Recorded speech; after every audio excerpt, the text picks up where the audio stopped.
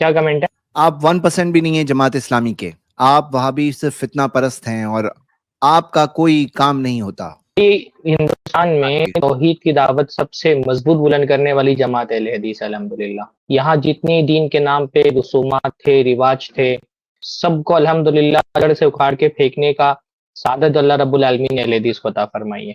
آج لاکھوں کی تعداد میں ایسے موحدین جو خود یا ان کے گھر والے کبھی قبر پرستی میں ولی میں مبتلا تھے، الحمدللہ اہل حدیث علماء کی دعوت کے نتیجے میں وہ توحید پر آئے ہیں. انہوں نے قبر پرستی چھوڑی ہے، انہوں نے ولی پرستی چھوڑی ہے.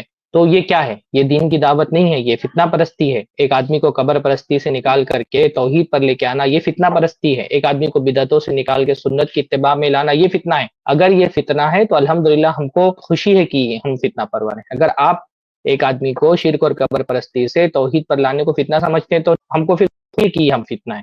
یہ جماعت والے یہ بات کر رہے ہیں. میں نے یہ دیکھا ہے کہ بھائی ٹھیک ہے، مولانا مودودی کی تفسیر میں آپ دیکھ لیں تو بہت حد تک کہ تو یہ جو قبر پرستی ولی پرستی اس کا رد آپ کو مل جاتا ہے. لیکن آج کے دور کی جماعت اسلامی دیکھیے تو وہ حکومت الہیہ کے نام پر، خلافت اسلامیہ کے نام پہ ہر قبر پرست کے ساتھ، بدعتی کے ساتھ کھڑی ملے گی.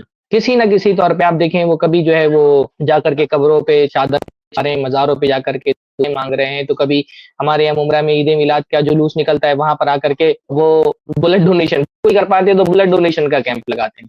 تو کسی نہ کسی طور پہ بدعت کی تائید کا کوئی نہ کوئی راستہ یہ تلاش کیے رہتے ہیں. تو یہ خود اہل بدعت کے ساتھ کھڑے رہتے ہیں، کبھی یہ توحید کی دعوت لے کر کے کھڑے نہیں ہوتے. یہ توحید کی دعوت کو فرقہ پرستی کہتے ہیں. بھائی توحید کی دعوت دینے کے لیے تو انبیاء دنیا کے اندر آئے، تو توحید کی دعوت کیسے فرقہ پرستی ہو سکتی ہے؟ کیا توحید کی دعوت دینا اگر فرقہ پرستی تو پھر تو آپ کو کہنا پڑے گا انبیاء بھی نعوذ باللہ فرقہ پرست ہے. حضرت نوح علیہ السلام کس چیز کی دعوت لے کر کے آئے تھے؟ ان کی قوم کے لوگ اولیاء پرستی میں مبتلا تھے. جن لوگوں کی پوجا کرتے تھے ان کی قوم کے لوگ، جن کو دعائیں مانگے کرتے تھے، جن سے فریادیں کرتے تھے، وہ اللہ تعالیٰ کے نیک بنتے تھے. صحیح بخاری کی بہت تفصیلی روایت موجود ہے. حضرت نوح علیہ السلام شرک کے خلاف کھڑے ہوئے. تو توحید کی دعوت دینا کیسے فرقہ پرستی ہو گیا؟ توحید کی دعوت دینا کیسے فتنہ ہو گیا؟ توحید کی دعوت کو فتنہ وہی شخص کہہ سکتا ہے جس کو شرک سے محبت ہے. جس کی دعوت شرک ہوگی اس کو توحید سے مسئلہ ہوگا.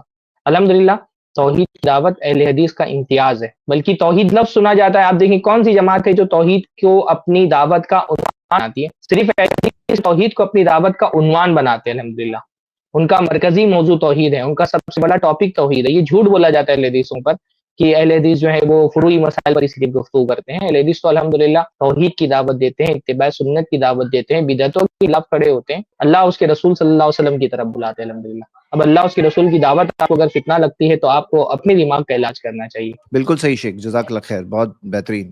اس کلپ کی فل ویڈیو دیکھنے کے لیے ہمارے چینل پر ضرور آئیں. آئی پلس ٹی وی نے ایک نیا یوٹیوب چینل شروع کیا ہے جس کا نام ہے آئی پلس ٹی وی اختلاف کا حل. اس چینل پر صرف اختلافی مسائل پر ویڈیوز آئے گی، لیکن دلائل کے ساتھ اور بھائی چارگی کے ساتھ. آپ کو میں دعوت دیتا ہوں کہ آپ بھی ہمارے اس چینل کو سبسکرائب کریں، ہماری ویڈیوز کو شیئر کریں اور نوٹیفیکیشن آئیکن کو آل سلیکٹ کریں تاکہ آپ کو ہماری ویڈیوز کا نوٹیفیکیشن مل سکے.